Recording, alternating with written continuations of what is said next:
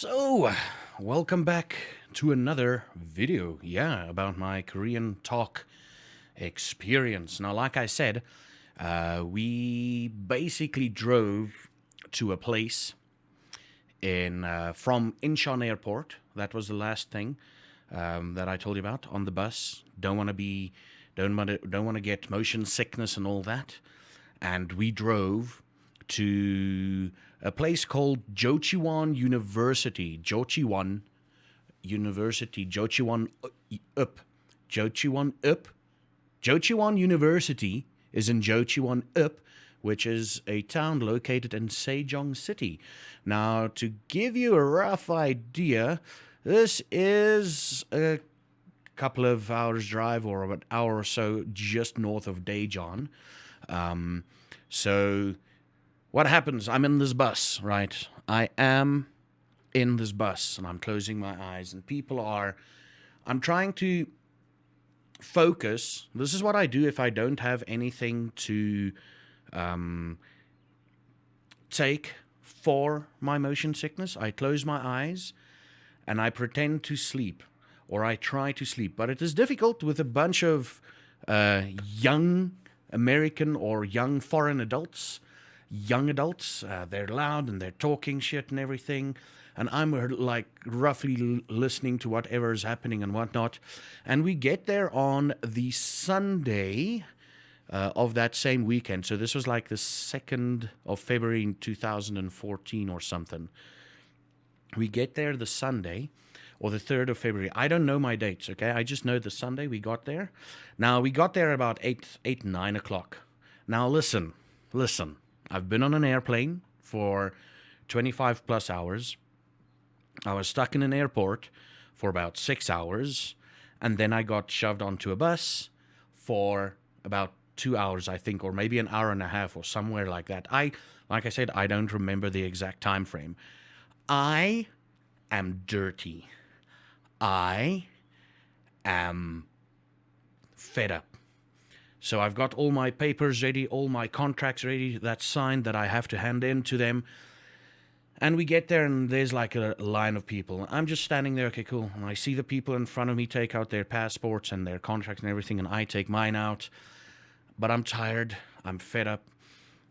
It's basically the best way I can describe it is I feel like I'm smelling like dust and mud and sweat and even though I didn't have anything to do with dust or mud, but I felt like it. I felt dirty.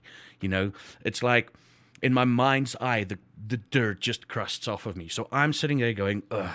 And I'm also a big guy, so if I get hot, I sweat easily. Which is an interesting thing about the Korean winter, which we'll get to eventually. So, get there, stand in line, see the people do their things. I take out my things because I'm like, I'm ready. I'm ready to go. And the guy's like, oh, it's on the 4th floor. No. Oh, you need to go on the 6th or 7th floor? No. It's the 8th. You need to go onto the 8th floor. And I'm like, okay, cool. And the guy's like, but remember, we do floors differently here. And I'm like, oh, I know, you start at 1. 1 is ground floor. I know. And he's like, oh, wow. I'm like, yeah. And we do our things. I get my key. I get my pass that I need to go through so they can keep track of us. There's this little electronic gate you go through so they keep track of you. If you go out of the gate and whatever.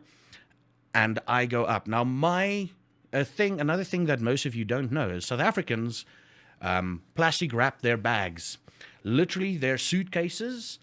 You go there to a place and you wrap it in plastic. They wrap it in plastic for you so that nobody can steal anything inside your case. Yeah, that's a thing. That's a thing in South Africa. I think we're the only country that does that. And because we don't want other South Africans stealing our shit, So I go in and the guy's like, but I'm hungry and I want to smoke. It's like a myriad of different things. I'm hungry, I want to smoke, I want to find something to eat. And the guy's like, yeah, okay, just go to your room. There's a cafeteria thing, you can grab it. There's a few snacks there, welcome snacks that you can grab and you can eat them. And then, there's a shop right there on the grounds and everything. Just go there, buy something for you. And I'm like, fucking A. I go up, I'm fed up, my feet hurt. Because I'm overweight, I get a little bit of chasing between my legs, especially after long periods of time. You know, the sweat and chafing happening and everything. And I'm like, fuck it. So I'm like waddling, trying to not chafe anything in between my legs anymore. Okay. So I put my suitcase down and everything, and I go down and I go to the store. Oh, I go down and I look around and I go stand outside the place and I light up a cigarette. I'm like, motherfucker, okay, I'm here. And the amount of happiness I felt just being there. And I'm like there and I look over, and the area that we stand, the part that I stood and smoked, faced like this giant analog clock.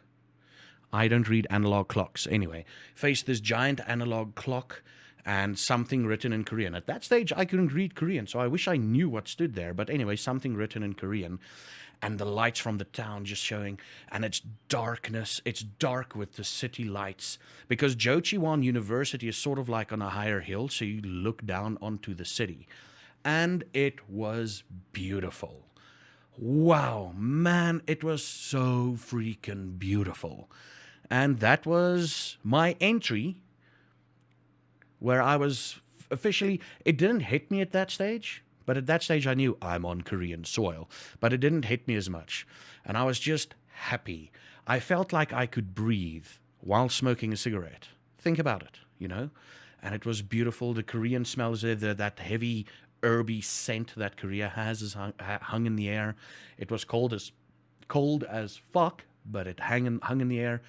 But I enjoyed it. I felt like I was home. And just a quick side note, when I got into South Korea, a K-pop song that they played over the speakers is 21's Come Back Home. Think about it, you know. It kind of cemented into me a feeling, but I am home. This one went a bit longer because it's a lot of detail. But I was home, you know. Come back home. And I'm like, yeah, cool. I've come back home, you know. But anyway, so I'm standing there looking over the city, enjoying my first cigarette on Korean soil outside of an airport.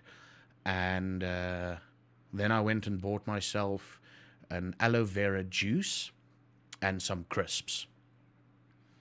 Yeah. And I got some of the snacks that they had there. And it was amazing. I'll tell you in the next episode, I'll tell you something about my roommate and everything. So I will see you in the next one where I talk to you about my roommate and my room. Yeah, that's essentially what I'm going to do. Thank you, everybody, and I'll see you in the next one.